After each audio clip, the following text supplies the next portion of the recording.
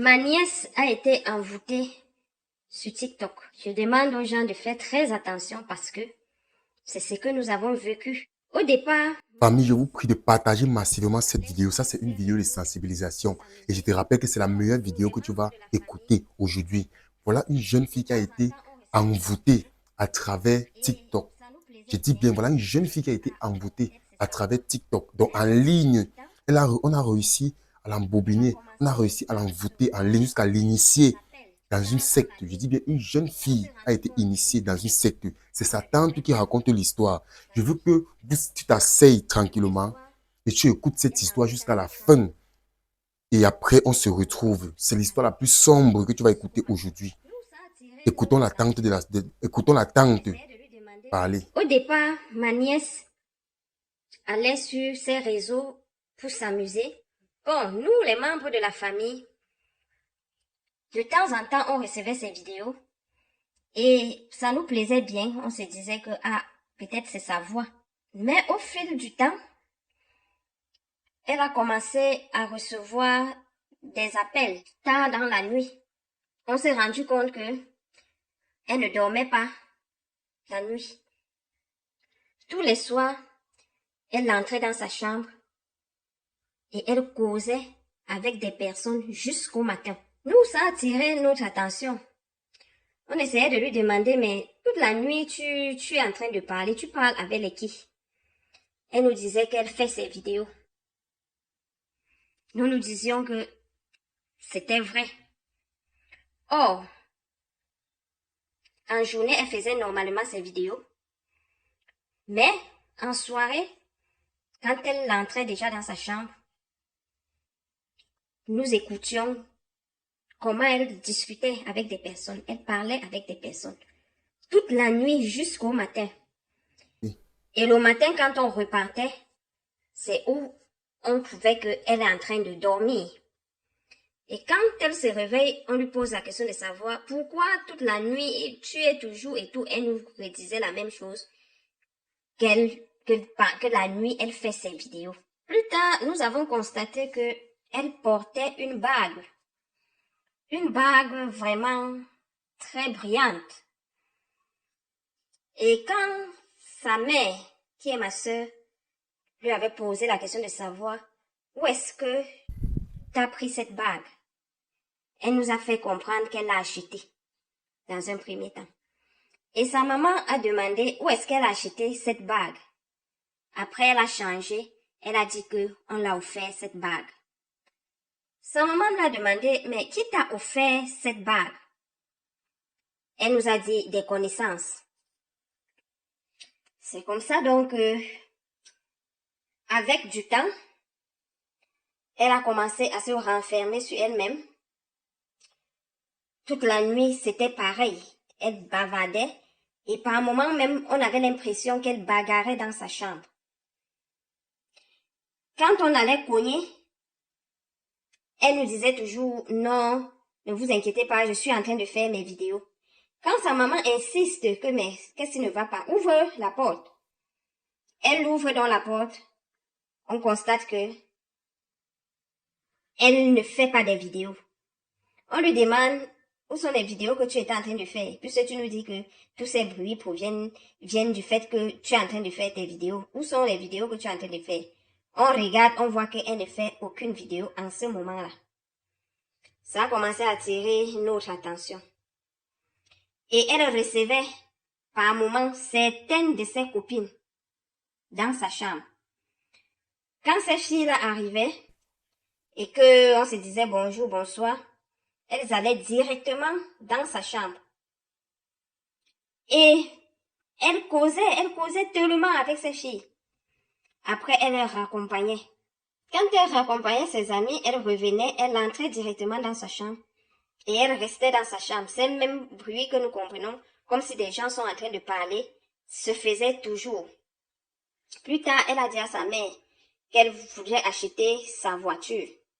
Sa mère lui a demandé où est-ce que tu trouves l'argent pour acheter une voiture. Elle nous a fait comprendre que elle fait ses vidéos, que c'est ça qui la rapporte un peu d'argent. Sa maman a dit, bon, si c'est ça, pourquoi pas. Elle est partie, elle a acheté sa voiture, une petite voiture. Ce qui nous a fait bizarre, c'est que le jour que cette voiture est venue dans la cour de notre maison, ils ont fabriqué un carton. Ils ont pris du carton, fabriqué un cercueil et posé au-dessus de la voiture. Donc, quand la voiture est arrivée, ils ont fêté naturellement avec ses amis qui étaient là. Ils ont bu, ils ont mangé, ils ont chanté. Mais sauf qu'à la fin, ils ont sorti un carton qui était fabriqué en cercueil. Donc, un cercueil fabriqué avec du carton qu'ils ont posé au-dessus de la voiture. Et puis, ils ont entouré cette voiture en se tenant les mains. Après quelques instants, ils ont levé tous les mains vers le haut et se sont lâchés les mains. En prononçant des paroles, chacun parlait, on ne sait pas ce qu'ils se disaient, mais chacun parlait. Quand ils ont fait ça, et puis ils sont rentrés, après la fête là, ils sont rentrés. Maman a appelé sa mère, qui est ma grande sœur, l'a appelée. Nous étions ensemble comme ça. Elle a dit, si j'appelle mon enfant comme ça, c'est pour qu'elle nous dise, parce que les signes que j'ai vus dehors, que ses amis et elles étaient en train de faire, m'inquiètent. Qu'est-ce qui se passe? Elle nous dit, rien. Pourquoi vous avez peur? C'est juste que ils ont fabriqué un truc comme ça pour pigmenter la soirée et tout. Il n'y a rien d'étrange sur tout ce que vous avez vu là. On s'est dit, ah, c'est comme ça. Mais après, un jour, quand elle est sortie, ma sœur a décidé de fouiller dans sa chambre. Quand on fouille dans sa chambre, on s'en rend compte que le carton, le cercueil en carton que ses amis avaient fabriqué pour amener à la maison, qu'ils avaient posé au-dessus de sa voiture, que ce cercueil en carton était sous son lit. Nous, les membres de la famille, nous avons dit que notre sœur doit d'abord laisser qu'on essaye de voir. Notre sœur a décidé qu'elle ne peut pas laisser, qu'elle va affronter sa fille. Quand sa fille rentre en soirée, elle appelle sa fille devant nous tous. Elle dit à sa fille, qu'est-ce que tu nous caches? Sa fille dit, qu'est-ce que je vous cache? Elle dit à sa fille de ne pas jouer avec elle, que sa fille lui dise exactement parce que ce qu'elle a vu, il faudrait que sa fille l'explique ce qui se passe. Sa fille était réticente, elle ne voulait toujours rien dire. C'est comme ça que ma soeur lui dit, tu crois que je n'ai pas vu ce qui est en bas de ton lit? Et quand ma soeur lui a dit ça, elle est d'abord restée calme. Elle n'a plus parlé. Et puis, elle a demandé à sa mère que pourquoi tu fouilles ma chambre. Sa mère lui a dit, le problème ici n'est pas à savoir pourquoi est-ce que je fouille ta chambre, c'est pourquoi est-ce que ce que j'ai trouvé en bas de ton lit là vient d'où. Elle a essayé de se justifier là, comme ça là. Mais nous tous, nous savons que ce qu'elle disait n'était pas vrai. Après un jour, on ne la voyait plus. Quand on a voulu, on a cherché à savoir pourquoi est-ce que on fait des jours sans la voir à la maison. Elle nous a fait comprendre qu'elle vivait avec une de ses amies. Et sa mère a décidé d'aller chez cette amie-là. Arrivée là-bas, sa fille lui a dit de ne pas s'inquiéter, qu'elle va revenir à la maison. Mais que pour l'instant, elle préfère vivre chez sa copine. Et un jour comme ça, sa copine nous appelle. Tard dans la nuit qu'on va venir. Quand on arrive là-bas, elle nous dit qu'elle ne comprend pas ce qui se passe avec notre fille qui est sa copine. Que chaque soir, elle a l'impression que notre fille bagarre avec des personnes invisibles. Ma sœur a donc demandé à sa fille qu'on retourne à la maison. Nous avons pris quelques de ses affaires, nous l'avons ramenée à la maison. Et depuis lors, elle a perdu le nord. Parce que elle reste seule comme ça. Elle bavarde avec des personnes invisibles. Et après, elle rit. Et souvent même, elle pose des problèmes à ces personnes invisibles. Elle leur dit comme par exemple, j'ai besoin d'argent pour m'acheter peut-être ma babouche. Et le lendemain, vous la voyez, elle sort normalement, elle va, elle achète sa babouche, elle revient. Vous ne savez pas qui l'a remis de l'argent. Vous ne savez pas. Elle peut rester comme ça, elle dit simplement comme ça que j'ai besoin d'un peu d'argent pour faire telle chose, pour faire telle chose, pour faire telle chose. Ah, d'accord, je peux venir chercher ça quand?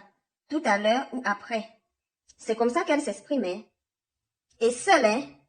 Ok, je suis d'accord, je serai là demain, peut-être à 13 heures. Et quand elle dit ça, elle dit, ok, au revoir, hein, ok, au revoir. C'est elle-même qui dit, mais vous ne voyez pas la personne qui communique avec elle. Et le lendemain, si elle avait manqué de telle chose qu'elle a demandé de l'argent pour le faire, vous voyez, elle le fait. Or, elle ne travaille pas. Mais elle le fait. Si elle veut se coiffer, elle parle seule. Je veux l'argent pour me coiffer. Oui, la mèche coûte ceci. Oui, la main d'œuvre, je vais donner ceci. Donc, au total, voilà ce que j'ai besoin. Ah, d'accord. Merci, merci, je serai là, je viendrai chercher. Et le lendemain, elle sort comme ça, bras ballants. Elle va et elle ramène ce qu'elle a parlé, peut-être en soirée, et que vous étiez là, vous avez compris. Et c'est comme ça tout le temps. Il y a des moments où elle prend du temps à pleurer. Elle pleure, elle pleure, elle pleure. Et des moments où elle rit. Quand elle vous voit comme ça, elle rit seulement, elle rit seulement, elle rit seulement. Nous avons tout essayé. C'est où nous avons compris que elle a été envoûtée sur ce réseau social-là. Et la bague qu'elle avait achetée, je ne sais pas où qui l'avait remis, est toujours sur son doigt. Elle ne l'enlève jamais. Cette bague-là est toujours à son doigt. Et c'est arrivé au point où, dans la nuit, elle reste assise, comme elle le faisait par le passé, sur son lit. Sauf que ça s'est accentué parce que elle parle encore et encore plus fort. Et elle reçoit des choses, des cadeaux. Vous pouvez rester comme ça là à la maison. Quelqu'un arrive qu'il est venu déposer son cadeau. Et vous ne savez pas qui. Et quand vous lui demandez, elle-même, elle vous dit qu'elle ne sait pas. Nous essayons de trouver des solutions. Et dire à certains jeunes, méfiez-vous quand vous êtes sur certains réseaux. Comme moi, vous avez écouté la vidéo, comme moi, vous avez écouté la vidéo. Donc, vous voyez comment aujourd'hui, ce n'est plus comme avant, ce n'est plus comme à l'époque passée, où forcément pour intégrer un cercle ou une secte, il fallait des procédures, il fallait marcher derrière quelqu'un, il fallait avoir un parrain, il fallait aller voir si tel, il fallait qu'on te demande tel, il faut aller donner telle chose, il fallait donner la poule blanche, il fallait donner la chèvre, il fallait donner ceci, il fallait voir telle personne pour qu'elle t'initie, pour qu'elle t'initie. Vous voyez que la secte aujourd'hui ce n'est pas une procédure en fait, ce n'est plus une procédure. Vous voyez comment c'est tellement facile aujourd'hui pour qu'un jeune, pour qu'un enfant puisse intégrer une secte quelconque. Je dis à partir des réseaux sociaux juste, à partir des réseaux sociaux, voilà cette vie qui se retrouve compliquée juste à travers les réseaux sociaux. Ça, ce n'est pas pour saboter par exemple le réseau social qu'on dit TikTok ou bien saboter un quelconque réseau. Nous savons qu'il y a tout sur le réseau, il y a tout sur les réseaux en général. Mais sauf que c'est chacun qui sait ce qu'il va faire. Par exemple, les réseaux sociaux, ça a des avantages comme ça a des inconvénients.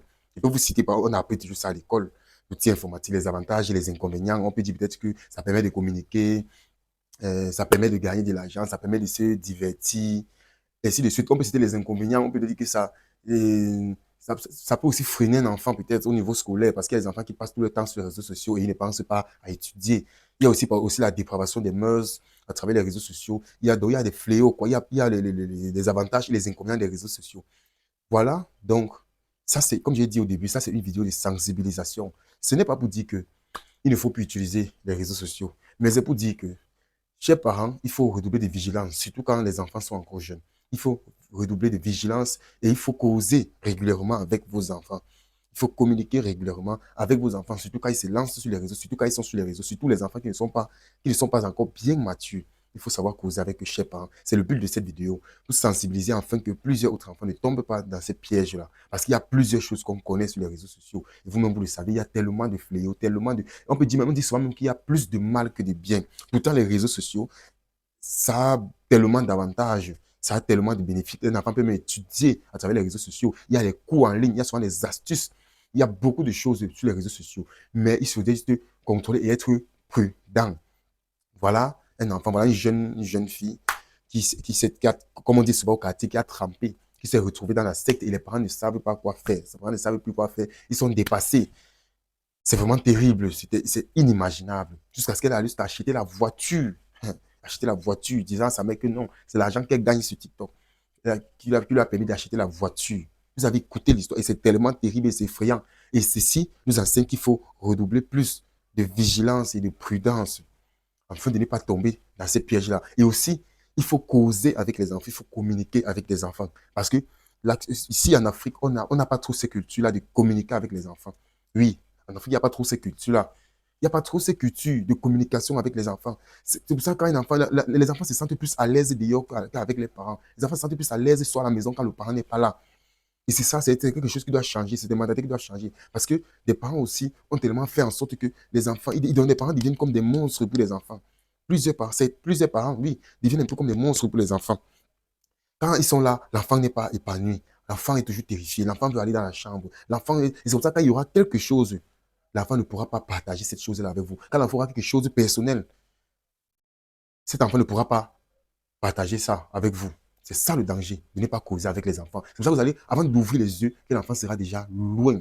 Avant d'ouvrir les yeux, que l'enfant sera déjà très loin. Je vous conseille ici d'abord d'être vigilant, d'être prudent, et ensuite de communiquer avec vos enfants. Chers parents, communiquer avec vos enfants. C'est vrai qu'on n'a pas trop ces cultures-là. On est habitué ici, là, en Afrique, que le matin, les parents sortent, chacun va à ses occupations, le soir, on se rassemble, les enfants rentrent de l'école, ils sont abandonnés à eux-mêmes, ils préparent la nourriture eux-mêmes, mais s'ils trouvent la nourriture, ils mangent, et c'est comme ça, ils commencent à jouer, le soir arrive et tout, une journée passe le lendemain et tout. On ne prend jamais du temps, de dimanche à dimanche. Même le dimanche qu'on a le temps, peut-être qu'on va à l'église, on se rentre et on cause avec les enfants. Zéro. On ne cause pas les communications. Les enfants grandissent dans des maisons comme s'ils ont grandi dans la rue. Tu ne vois pas la différence entre un enfant de la rue et un enfant de la maison. C'est ça vraiment le danger. Et c'est comme ça que les enfants se retrouvent dans plusieurs choses. Vous voyez que cet enfant en train était renfermé dans la chambre. Si c'est que cet enfant avait communiqué avec ses parents, avec sa mère, c'est qu'elle n'allait pas aller aussi loin. C'est que quand on l'aurait proposé, c'est ce genre de pratique-là, elle aurait peut-être parlé à sa maman pour lui demander son avis. Parce que quand un enfant est ami avec vous, vous savez que si vous faites de votre enfant votre ami, je vous assure que quand cet enfant aura quelque chose, même sur le plan personnel, cet enfant viendra demander votre avis, cet enfant viendra vous en parler. Et c'est comme ça qu'on pourra intervenir plus tôt. Donc c'est ça le danger de manque de communication. Cette vidéo, c'est une vidéo de sensibilisation. Vous savez que ce que je suis en train de dire est vrai. Vous savez que ce que je suis en train de dire est vrai. Combien de parents disent aux enfants, je t'aime? Combien de parents ont déjà dit? C'est même un mot d'abord considéré comme tabou. C'est un mot considéré comme tabou ici en Afrique d'abord. Quels parents disent à un enfant que je t'aime? Combien d'enfants? C'est pour ça qu'il y a des enfants là qui sont surpris quand ils sortent de là, on les dit je t'aime. Et c'est comme ça que on est capable de les emporter, de les prendre rien qu'avec ce mot je t'aime. Parce qu'on ne les avait jamais dit ça par le passé. Depuis l'enfance, on ne les a jamais dit je t'aime. Le parent n'a jamais montré à son enfant qu'il est important, qu'il est un cadeau du ciel que le Seigneur lui a donné. Le parent n'a jamais montré cette affection-là. On a nos manières de montrer les affections avec les enfants, oui, c'est vrai. Mais on ne montre jamais l'affection de façon directe à l'enfant. Aujourd'hui, même de nos jours, il y a les enfants ne font même plus yayato aux parents, comme avant on courait. Quand le père ou la mère rentre du marché ou du travail, les enfants courent pour embrasser. Aujourd'hui, je ne vois même plus ça. Voilà ça que je suis en train de dire. Et vous savez que ce que je dis est vrai. Il faut redoubler d'efforts, il faut redoubler de vigilance, de prudence, il faut communiquer avec les enfants. Il faut tisser ce lien-là. Oui, il faut tisser ce lien-là. Ce lien maternel, ce lien paternel avec les enfants. C'est ça qui fera en sorte que si l'enfant a un problème de mémoire, mais si l'enfant se retrouve dans une situation, cet enfant pourra venir vous parler avant qu'il ne soit trop tard. Et aussi, de trois, je voulais aussi parler de la prière. On ne peut pas parler sans mentionner la prière, parce que la prière, c'est la clé de tout, comme on a l'habitude de dire. Si on cite tout ce qu'on a cité là et tout, et qu'il n'y a pas la prière dedans, ça ne servira à rien, parce qu'il y a aussi la prière, parce qu'on dit qu'on n'est jamais assez prudent. On n'est jamais assez prudent. Donc, il y a aussi la prière. Il faut aussi prier, chers parents, il faut prier aussi pour vos enfants. Il faut apprendre les enfants à prier. Il faut choisir un jour pour aller à l'église avec les enfants. Pour ceux qui ne partent pas à l'église et qui n'envoient pas les enfants à l'église, commencez à changer. Il faut apprendre la prière, il faut prier avec vos enfants, il faut les apprendre la prière, il faut les apprendre ces cultures religieuses, ces cultures de prière. Oui, Ça va faire en sorte que vous puissiez éviter tous ces cas. Voilà un enfant qui a trempé carrément dans ce monde-là. On ne sait pas par où commencer et tout. Les parents se demandent, mais pourquoi c'est arrivé jusqu'à ce niveau? Qu'est-ce qu'on a fait pour en arriver là? C'est terrible, c'est vraiment terrible. Donc, chers parents, n'oublions pas la prière, n'oublions pas la prudence, n'oublions pas la communication avec les enfants. Ça, il y a plusieurs points à citer, mais ça, c'est les 3 grands points que moi, je vais citer, que j'ai développés aujourd'hui. Et j'espère que vous avez compris ces conseils. Parce que quand vous avez écouté cette histoire, ça vous a touché, je suis sûr. Cette histoire vous a touché, ça vous a choqué. Essayez de vous mettre à la place de ses parents et tout. Tu souffres sur ton enfant, tu l'aides, l'enfant, tu grandis, l'enfant grandit devant toi, tu payes toute scolarité, tout. Et après, l'enfant vient te présenter cette situation, ce genre de situation. Il n'a ni tête ni queue, tu ne sais même pas par où commencer. Jusqu'elle achète une voiture, on vient inaugurer la voiture chez eux. C'est terrible. Je ne sais pas qui dit qu'on ne peut pas gagner l'argent à travers les réseaux sociaux de façon légale. Les gens gagnent leur vie à travers les réseaux sociaux. Les gens gagnent leur vie, les gens gagnent de l'argent à travers les réseaux sociaux et tout. Mais on a remarqué qu'elle ne faisait plus de vidéos. Oui, comment est-ce qu'elle gagnait de l'argent? Donc pour elle, c'était un cas mystique propre, direct, qu'on savait. Donc faites très attention et communiquez avec les enfants. Je mets l'accent sur la communication parce que c'est ça qui est le plus difficile ici chez nous. Je mets l'accent sur la communication. Commencez à faire de l'enfant votre ami. Parce que c'est la seule chose qui fera en sorte que l'enfant aura un problème avec vous. N'attendez pas quand l'enfant a un problème ou bien l'enfant aura une situation personnelle. L'enfant va venir vous dire comment. Sinon, il n'y a pas ce lien-là qui est bâti. L'enfant ne viendra jamais vous parler de sa vie privée. L'enfant ne viendra jamais vous parler de ses problèmes. L'enfant va causer avec vous d'un certain niveau et s'arrêter. C'est comme ça. Merci d'avoir regardé la vidéo. Abonnez-vous sur cette chaîne, s'il vous plaît. Ne partez pas sans vous abonner sur la chaîne Dr MK. Ici, je fais les vidéos de sensibilisation. Oui, je fais les vidéos de sensibilisation. Je parle aussi des faits de société. Je fais aussi un peu dans le Congo. Ça, donc, abonnez-vous sur cette chaîne YouTube, Dr MK, s'il vous plaît.